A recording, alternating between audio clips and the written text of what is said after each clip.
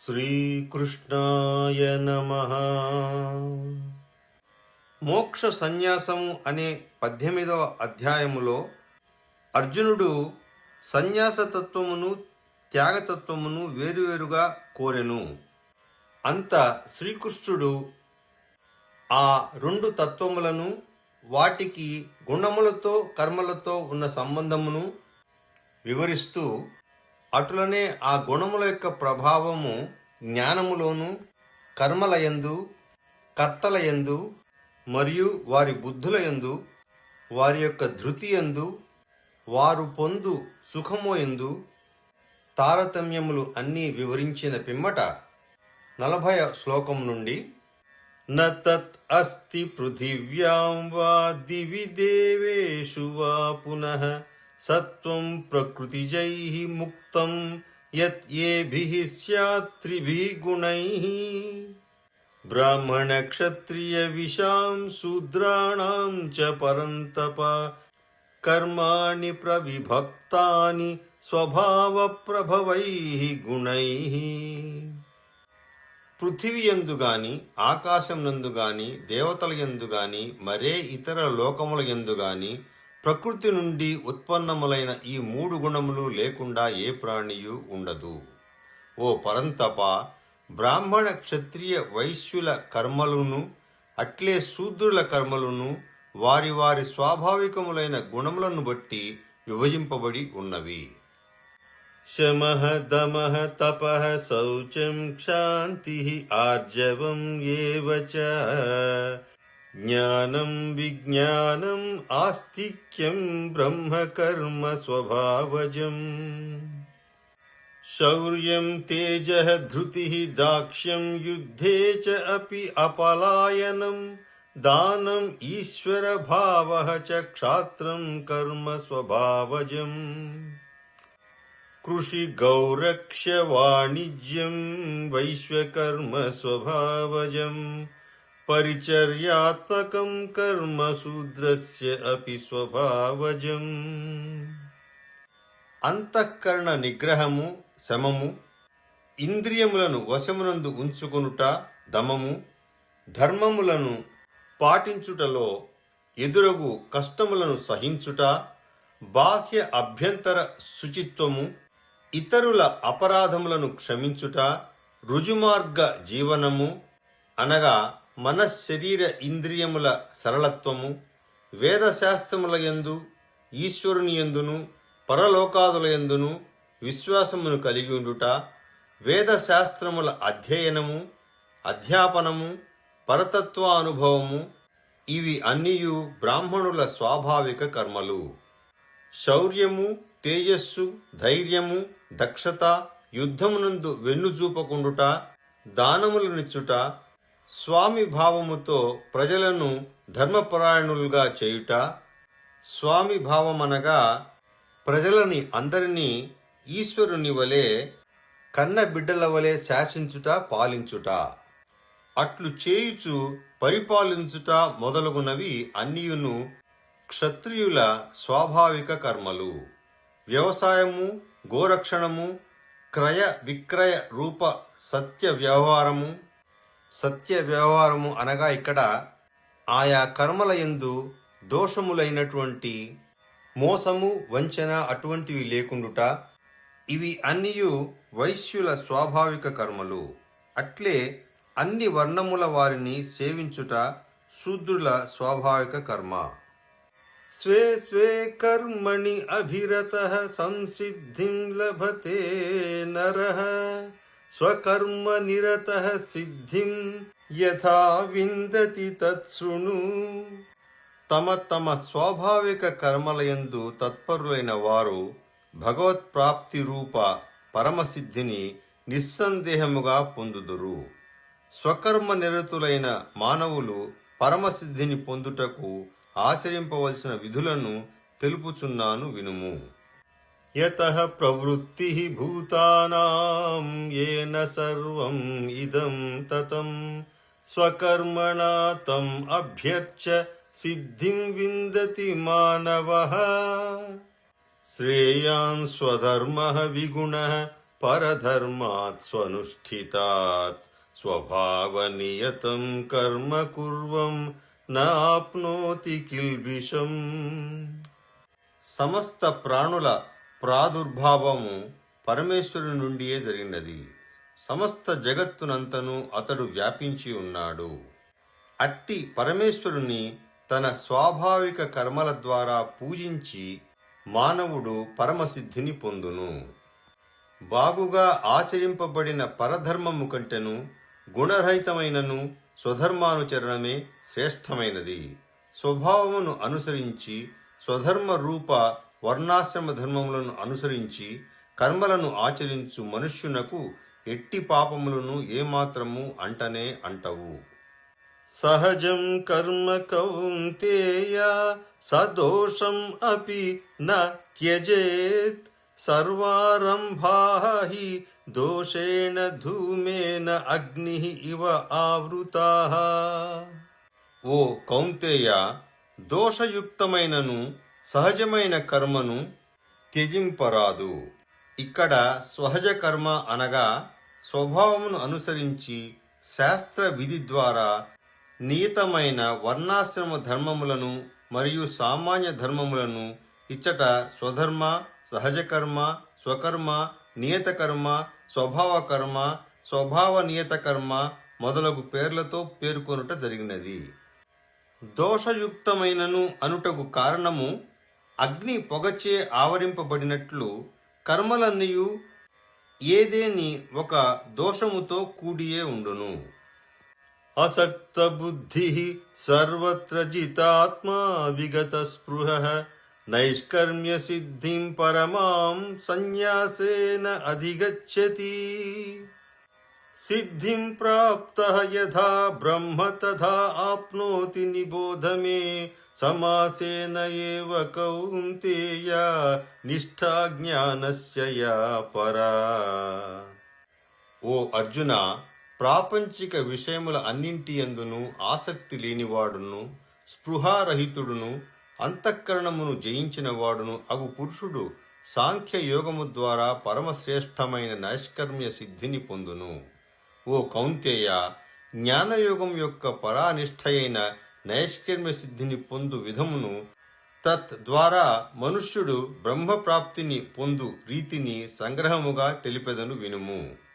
బుద్ధ్యా విశుద్ధయా యుక్తః ధృత్యా ఆత్మానం నియమ్య చ శబ్దాదీన్ విషయాన్ త్యక్త్వా రాగద్వేషోవ్యుదస్య చ వివిక్త సేవీ లఘ్వాసి యత వాక్కాయమానసః ధ్యానయోగపరః నిత్యం వైరాగ్యం సముపాశ్రితః అహంకారం బలం దర్పం కామం క్రోధం పరిగ్రహం విముచ్య నిర్మమః శాంతః బ్రహ్మభూయాయ కల్పతే.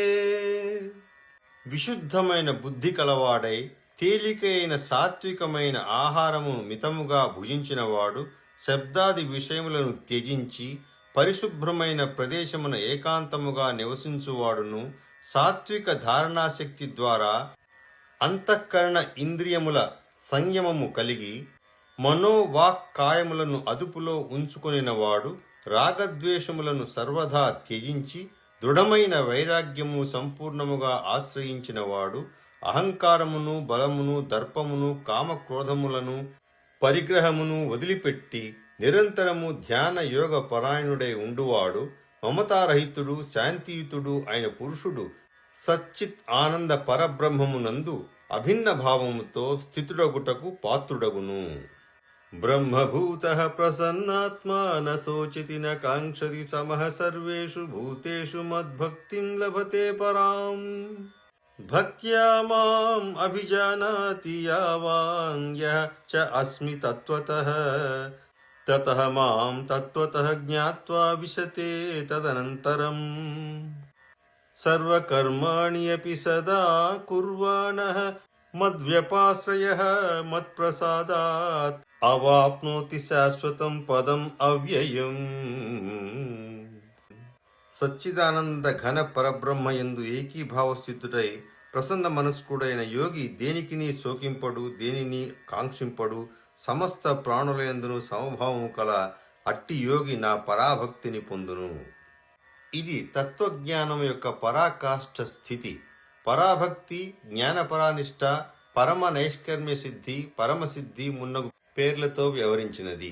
బ్రహ్మభూతుడైన యోగి ఈ పరాభక్తి ద్వారా నేనెవరినో, ఎంతటి వాడినో యథాతథముగా నా తత్వమును తెలుసుకును.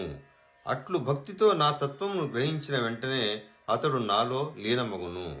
సమస్త కర్మలయందును కర్తృత్వ భావమును వీడి ఆయా కర్మల ఫలరూపమైన సమస్త భోగములను త్యజించి నన్నే ఆశ్రయించిన కర్మయోగి కర్మలను అన్నింటినీ సర్వదా చేయుచును నా అనుగ్రహముచే సనాతనమైన శాశ్వతమైన పరమపదమును పొందును అని సంగ్రహముగా వివరించిన తర్వాత శ్రీకృష్ణుడు చేతసా సర్వకర్మాణి మయి సన్యస్య మత్పరః బుద్ధియోగం ఉపాశ్రిత్య మచ్చిత్తః సతతం భవ మచ్చిత్తః సర్వదుర్గాణి మత్ప్రసాదాత్ తరిష్యసి అథ చేత్వం అహంకారాత్ న శ్రోష్యసి వినంక్ష్యసి యత్ అహంకారం ఆశ్రిత్య నయోత్సే ఇతి మన్యసే మిథ్యా ఏషః వ్యవసాయః తే ప్రకృతి త్వాం నియోక్ష్యతి. సర్వకర్మలను నిండు మనసుతో నాకే అర్పించి సమబుద్ధి రూప యోగమును అవలంబించి మత్పరాయణుడవై సంతతము చిత్తమును నాయందే నిల్పుము. పైన తెలుపబడిన విధానముగా నాయందు చిత్తమును నిలిపినచో నా అనుగ్రహము వలన సమస్త సంకటముల నుండి అనాయాసముగా బయటపడగలవు. ఒకవేళ అహంకార కారణమున నా వచనములు పెడచెవిన పెట్టినచో నష్టముల పాలగుదువు, అనగా పరమార్థ పదము నుండి భ్రష్టుడవగుదువు. అహంకార వశమున నేను ఈ యుద్ధమును చేయను అని నీవు నిశ్చయించుకొనుట వృధా. ఏలనన నీ స్వభావమే యుద్ధము చేయుటకు నిన్ను పురికొల్పును. కాబట్టి స్వభావజేన కౌంతేయ నిబద్ధః స్వేన కర్మణా కర్తుం న ఇచ్ఛసి యత్ మోహాత్ కరిష్యసి అవశః అపి తత్. ఈశ్వరః సర్వభూతానాం హృద్దేశే అర్జున తిష్ఠతి భ్రామయన్ సర్వభూతాని యంత్రారూఢాని మాయయా. ఓ కౌంతేయ, మోహ ప్రభావమున నీవు చేయుటకు ఇష్టపడని కర్మను కూడా నీ పురాకృత స్వాభావిక కర్మలచే సంస్కారములచే బంధింపబడి తత్ప్రభావమున నీవు అవసుడవై చేయుదువు.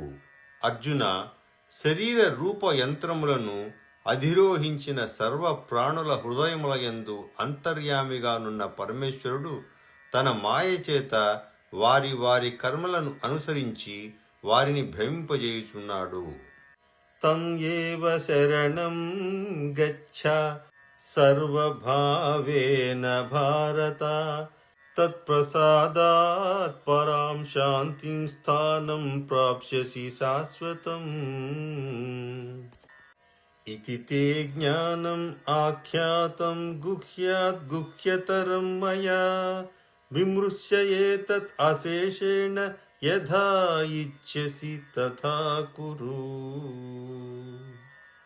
ఓ భారత, ఓ అర్జున, అన్ని విధములుగా ఆ పరమేశ్వరునే శరణు చొచ్చుము. అతని కృపచేతనే పరమశాంతిని, శాశ్వతమైన పరమపదమును పొందగలవు. ఈ విధముగా అత్యంత రహస్యమైన జ్ఞానమును నేను నీకు అందించితిని. ఇప్పుడు నీవు ఈ పరమ గోప్యమైన జ్ఞానమును పూర్తిగా గ్రహించి నీకిష్టమైన రీతిగా ఆచరింపుము. సర్వగుహ్యతమం భూయః శృణు మే పరమం వచః ఇష్టః అసి మే దృఢం ఇతి తతః వక్ష్యామి తే హితం. మన్మనాః భవ మద్భక్తః మద్యాజీ మాం నమస్కురు మామేవ యేష్యసి సత్యం తే ప్రతిజానే ప్రియః అసి మే.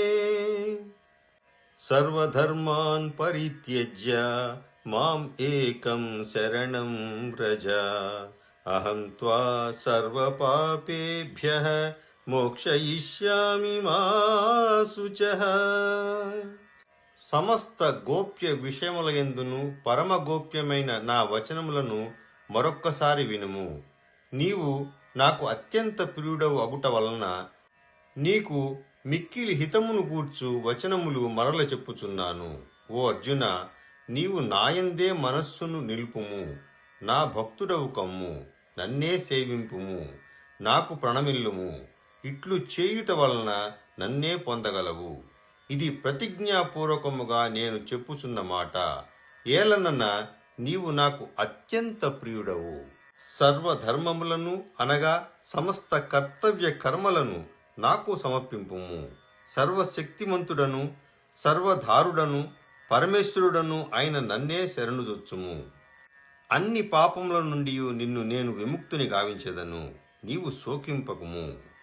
ఇదం తే న అతపస్కాయ న అభక్తాయ కదాచన న చ అశుశ్రూషవే వాచ్యం న చ మాం యః అభ్యసూయతి.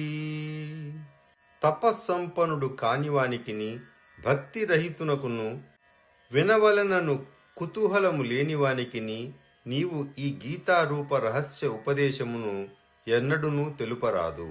అట్లే నాయందు దోషదృష్టి కలవానికి ఎన్నడునూ ఈ ఉపదేశమును తెలుపరాదు. యః ఇమం పరమం గుహ్యం మద్భక్తేషు అభిదాస్యతి భక్తిం మయి పరాం కృత్వా మామేవ యేష్యతి అసంశయః. నాయందు పరమ భక్తి కలిగి ఈ పరమ గోప్యమైన గీత ఉపదేశమును అనగా గీతా శాస్త్రమును నా భక్తుల హృదయములలో పదిలపరిచిన వాడు నన్నే పొందును. ఇందు ఏమాత్రము సందేహము లేదు. ఇచ్చట పదిలపరుచుట అనగా నిష్కామ భావముతో ప్రేమపూర్వకముగా నా భక్తులకు చదివి వినిపించును. మరియు దీని అర్థమును వ్యాఖ్యానము ద్వారా ప్రచారము చేయును. న చ తస్మాత్ మనుష్యేషు కశ్చిత్ మే ప్రియకృత్తమః భవితా న చ మే తస్మాత్ అస్యః ప్రియతరః భువి అధ్యేష్యతే చ యః ఇమం ధర్మ్యం సంవాదం ఆవయోః జ్ఞానయజ్ఞేన తేన అహం ఇష్టః స్యామ్ ఇతి మే మతిః. నాకు ప్రీతిని కూర్చున్నట్టి కర్మలను ఆచరించు మనుషులలో అతనిని మించిన భక్తుడెవడునూ లేడు. అంతేకాక అతని వలె గాని అతనిని మించిగాని నాకు ప్రియమైన వాడు భూమండలమున మరి ఒకడెవడునూ భవిష్యత్తులోనూ ఉండబోడు. ధర్మయుక్తమైన మన సంవాద రూపమైన ఈ గీతాశాస్త్రమును పఠించువాడు జ్ఞాన యజ్ఞము ద్వారా నన్ను పూజించువాడని నా అభిప్రాయము. శ్రద్ధావాన్ అనసూయః చ శృణుయాత్ అపి యః నరః సహ అపి ముక్తః శుభాన్ లోకాన్ ప్రాప్నుయాత్ పుణ్యకర్మణాం. శ్రద్ధ ఆదరములు గలవాడును దోషములెన్ను స్వభావము లేనివాడును అయిన మనుష్యుడు గీతాశాస్త్రమును వినుట వలన కూడా పాప విముక్తుడై పుణ్యకర్మలను ఆచరించువారు పొందు ఉత్తమ లోకములను పొందును. కచ్చిత్ ఏతత్ శ్రుతం పార్థ త్వయా ఏకాగ్రేణ చేతసా కచ్చిత్ అజ్ఞాన సమ్మోహః ప్రణష్టః తే ధనంజయ. ఓ పార్థ, ఈ గీతాశాస్త్రమును నీవు ఏకాగ్ర చిత్తముతో వింటివా?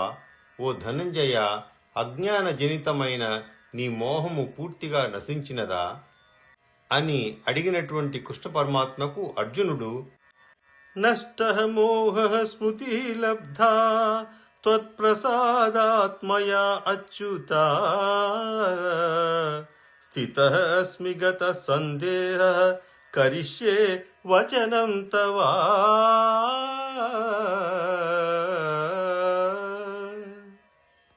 ఓ అచ్యుత, నీ కృపచే నా మోహము పూర్తిగా తొలగినది.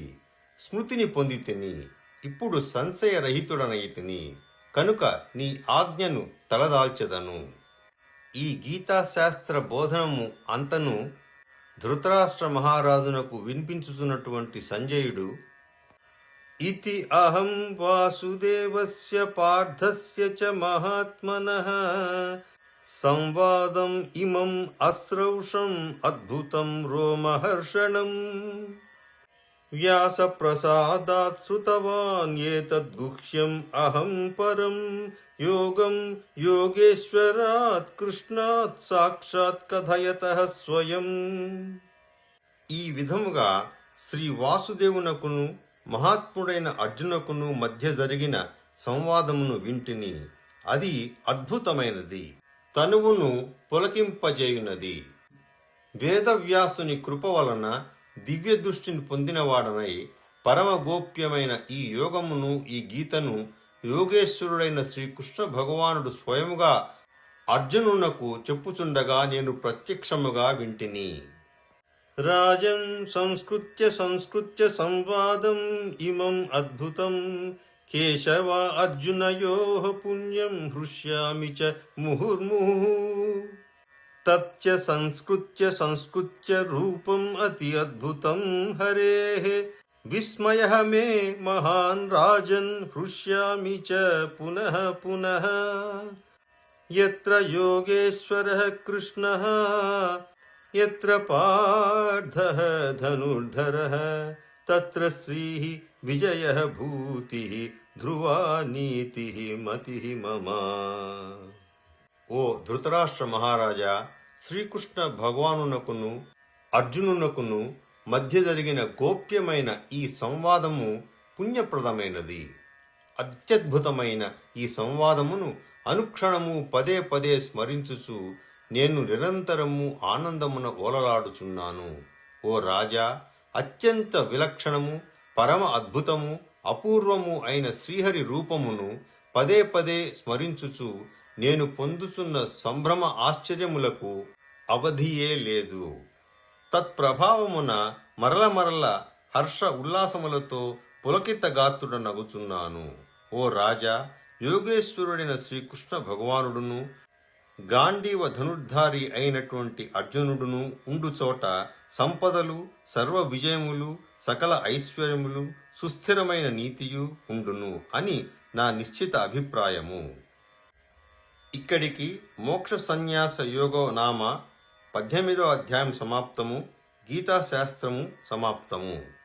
గీతాశాస్త్రమిదం పుణ్యం యః పఠేత్ ప్రయతః పుమాన్ విష్ణోః పదమవాప్నోతి భయశోకాదివర్జితః.